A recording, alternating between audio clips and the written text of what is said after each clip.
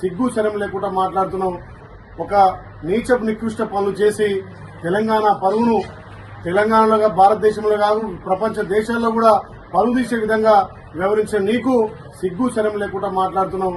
మా గౌరవ ముఖ్యమంత్రి ప్రజాపాలన ద్వారా ప్రజలకు సంక్షేమాలు అందించి మీరు చేసినటువంటి అప్పులను మీరు చేసినటువంటి తప్పులను ఒక్కొక్కటిగా సర్దిద్దుకుంటూ ప్రజాపాలన అందిస్తూ ఇలా ప్రజలను మందుతున్నటువంటి గౌరవ ముఖ్యమంత్రి మీద కేటీఆర్ అంశతో వ్యాఖ్యలు చేస్తున్నాం.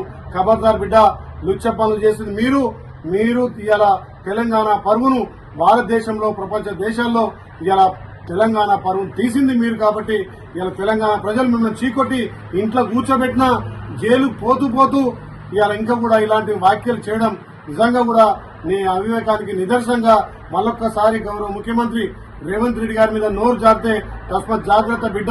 ఇప్పటికైనా ఒళ్ళు దగ్గర పెట్టుకుని తప్పకుండా నువ్వు అరెస్ట్ అయ్యేది ఖాయం, నువ్వు జైలు పోయేది ఖాయం. ఇలా మతిభ్రమించి మాట్లాడుతున్నటువంటి కేటీఆర్ కు తెలంగాణ ప్రజలు బుద్ధి చెప్పిరు. రాబోయే రోజుల్లో స్థానిక సంస్థలు కూడా మీ